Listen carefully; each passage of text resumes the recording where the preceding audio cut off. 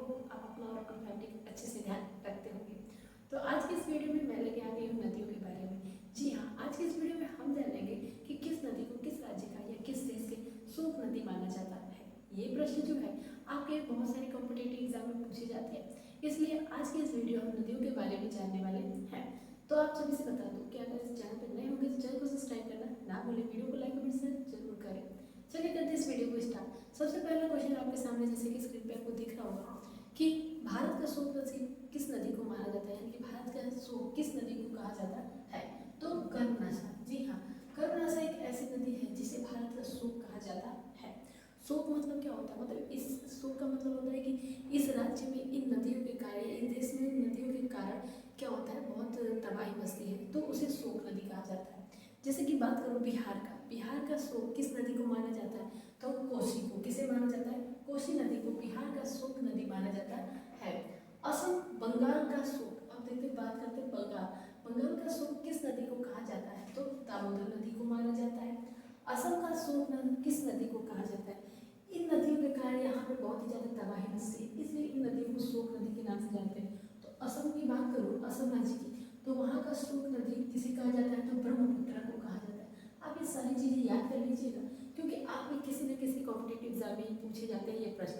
जैसा कि मैंने आप सभी को दिख रहा होगा SSC GD UP और भी बहुत सारे कॉम्पिटेटिव एग्जाम है जिसमें इससे यानी कि शोक नदियों के बारे से या नदियों से क्वेश्चन बनते ही हैं।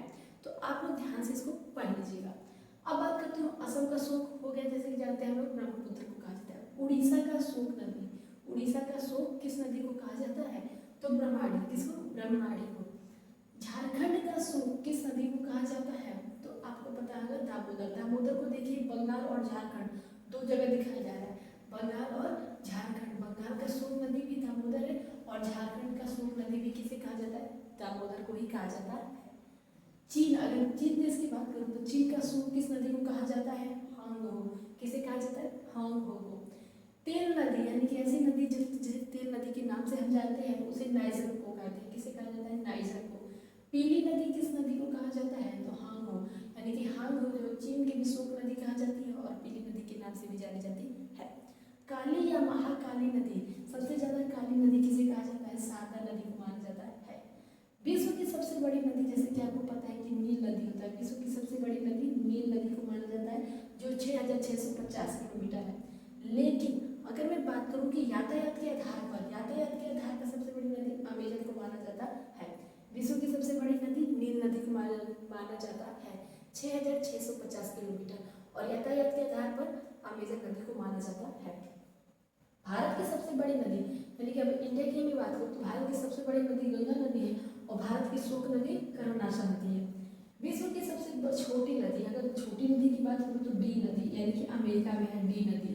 ठीक है, विश्व की सबसे बड़ी नदी आपको पता है नील, जो 6650 किलोमीटर है, और विश्व की सबसे छोटी नदी डी नदी को माना जाता है अमेरिका। विश्व में कौन सी नदी जिसमें मछली नहीं पाई जाती, ऐसी कौन सी नदी है विश्व की जिसमें मछली नहीं पाई जाती, तो जॉर्डन नदी। ठीक है, आपको ये सब चीज़ें याद रखनी है कि जॉर्डन में कोई भी मछलियाँ नहीं पाई जाती हैं। तो आज के इस वीडियो में हम लोगों ने जाना कुछ शोक नदियों के बारे में, ज़्यादातर हम लोग शोक नदी के ही बारे में जाना।